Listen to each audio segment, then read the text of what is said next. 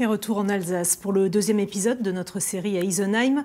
Ce soir, les amoureux du patrimoine industriel vont se régaler. Louis Belin et Vincent Lemiel nous racontent l'histoire de l'impressionnante filature Gast et de son style remarquable.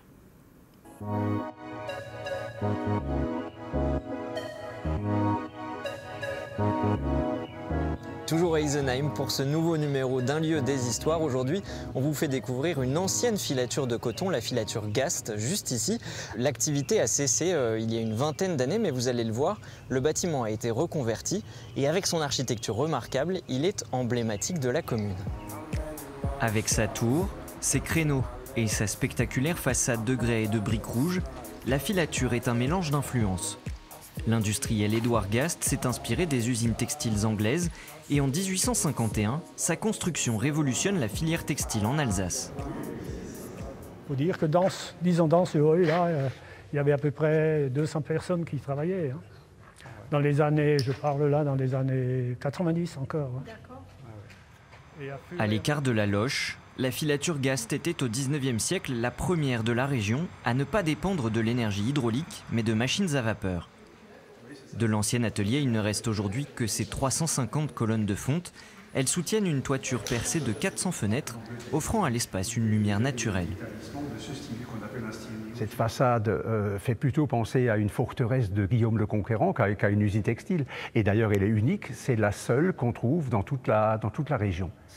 Donc c'est une filature en rez-de-chaussée, alors qu'auparavant, toutes les filatures construites ici, à Isenheim notamment, depuis le début du 19e, étaient des filatures à étages. Elles comportaient parfois jusqu'à 4 à 5 étages. Après avoir connu des difficultés et plusieurs repreneurs, l'usine a fini par fermer ses portes en 2004. Au sol, ces bobines sont évocatrices du passé. On avait plusieurs clients donc un peu partout, comme des clients très renommés comme Eminence, le Coq Sportif, plus des Suisses et des Allemands aussi. Il existait toujours une très très bonne ambiance même au niveau des directeurs jusqu'à l'ouvrier ou le manutentionnaire. Occupée par des commerces et des restaurants, une partie de la filature appartient aujourd'hui à un promoteur immobilier. Sur l'autre, la commune a ouvert une résidence d'artistes et dispose encore d'espace à reconvertir. Cette partie-là était utilisée donc pour stocker du matériel, des pièces d'ingénierie, de machines qui ne servaient pas très souvent. Les dimensions du lieu se prêteraient bien à l'installation de bureaux ou effectivement de commerce par la suite. Inscrite à l'inventaire des monuments historiques, mais dégradée et menacée par des infiltrations, l'emblématique salle des colonnes doit encore être rénovée pour se réinventer.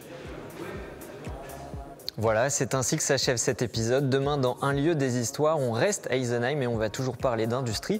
Mais cette fois, on va faire un bond dans le temps pour découvrir un fleuron de l'industrie alsacienne, toujours en activité, l'entreprise AMDL.